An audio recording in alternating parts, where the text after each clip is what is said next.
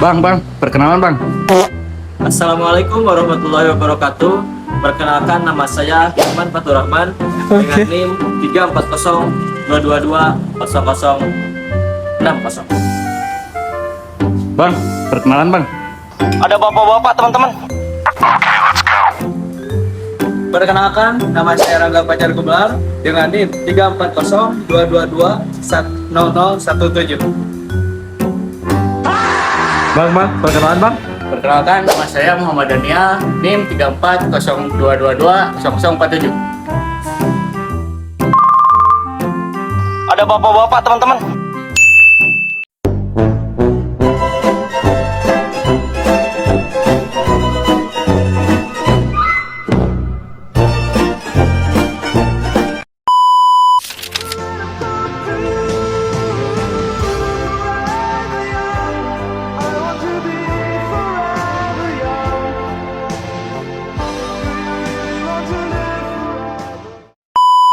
Baik, di sini saya akan menjelaskan tentang pengertian otomatisasi perkantoran. Otomatisasi perkantoran adalah pemanfaatan teknologi untuk mengotomatisasi tugas-tugas di lingkungan kantor. Tujuannya adalah untuk meningkatkan efisiensi, produktivitas, mengurangi kesalahan, dan membebaskan karyawan untuk fokus pada tugas-tugas yang lebih strategis. Di era digital saat ini, otomatisasi perkantoran bukan lagi kemewahan, melainkan kebutuhan esensial bagi setiap organisasi yang ingin tetap kompetitif. Mengapa sih otomatisasi perkantoran itu sangat penting? Yang pertama, peningkatan efisiensi. Tugas-tugas yang berulang seperti entry data, pengiriman email massal, atau pembuatan laporan dapat diselesaikan secara otomatis dalam waktu yang jauh lebih singkat. Yang kedua, penghematan biaya. Mengurangi kebutuhan akan tenaga kerja manual untuk tugas-tugas rutin, serta meminimalisir biaya operasional terkait pencetakan, pengarsipan fisik, dan yang lainnya. Yang selanjutnya, peningkatan akurasi. Otomatisasi mengurangi risiko kesalahan manusia atau human error, menghasilkan data yang lebih akurat dan dapat diandalkan. Bentuk selanjutnya yaitu peningkatan produktivitas karyawan. Karyawan dapat mengalihkan fokus dari tugas-tugas administratif yang membosankan ke pekerjaan yang membutuhkan pemikiran kritis, kreativitas, dan interaksi langsung. Yang keempat, pengambilan keputusan lebih cepat. Akses cepat terhadap data yang akurat dan laporan otomatis memungkinkan manajemen membuat keputusan yang lebih cepat dan tepat. Yang terakhir adalah peningkatan kepuasan karyawan. Mengurangi beban kerja repetitif dapat meningkatkan kepuasan dan motivasi karyawan. Oh my god. Baik, selanjutnya saya akan menyampaikan materi dan meneruskan materi yang telah disampaikan oleh Hilman sebelumnya, yaitu area kunci otomatisasi perkantoran. Otomatisasi perkantoran mencakup berbagai aspek dan fungsi dalam sebuah kantor. Beberapa area kuncinya yaitu meliputi: pertama, pengolahan kata, itu word pressing. Ini adalah salah satu bentuk otomatisasi perkantoran paling dasar dan paling umum. Contohnya seperti Microsoft Word, Google Docs, dan yang lainnya. Juga ada beberapa manfaatnya, yaitu pembuatan dokumen profesional dengan mudah, fitur koreksi ejaan dan tata bahasa, kolaborasi real time, dan juga template dokumen. Yang kedua, pengelolaan data processing. Mengelola dan menganalisis data dalam jumlah besar itu memerlukan beberapa toolsnya.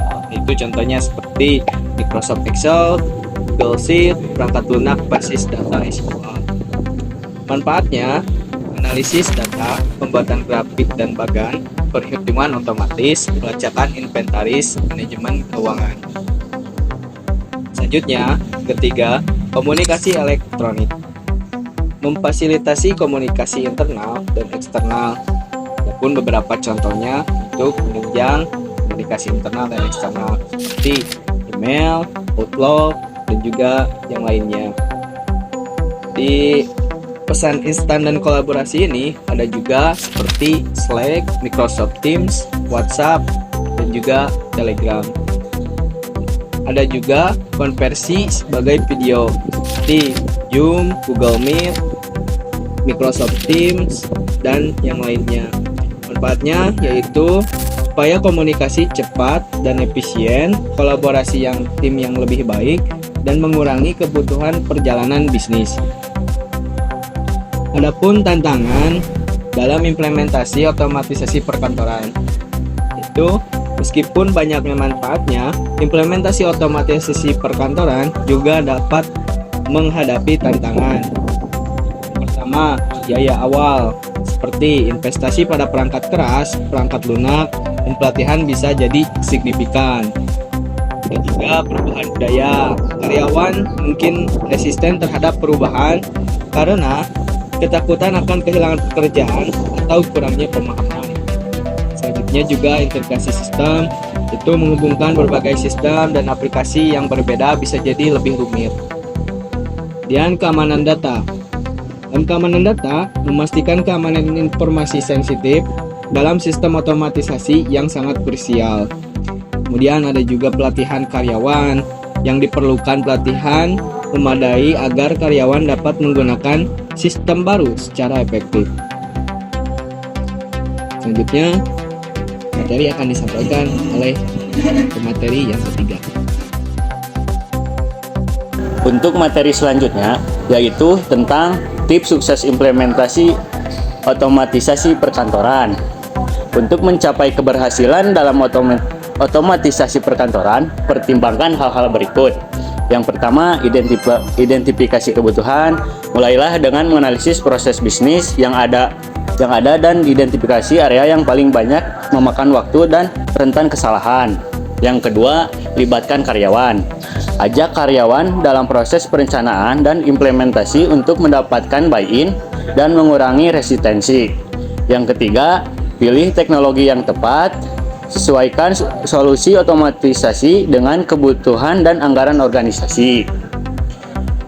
Yang keempat, mulai dari skala kecil, implementasikan otomatisasi secara bertahap.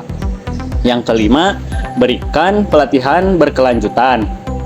Pastikan karyawan mendapat pelatihan yang cukup dan dukungan teknis. Selanjutnya, masa depan otomatisasi perkantoran.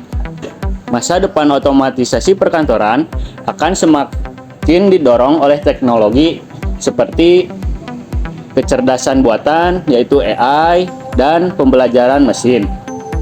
Untuk otomatisasi tugas-tugas yang lebih kompleks, analisis data prediktif dan personalisasi. Yang kedua, robotik proses otomatisasi atau sering juga disebut RPA, yaitu Robotic Process Automation. Penggunaan robot perangkat lunak untuk mengotomatisasi tugas-tugas relatif yang berbasis aturan.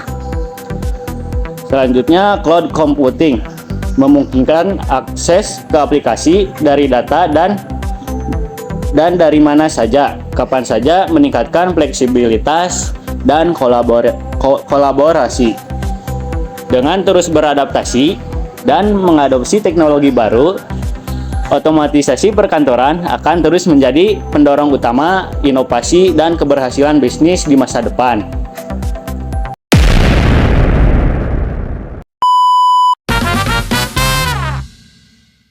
Bermanfaat dan sangat bermanfaat. Terima kasih. Mohon maaf.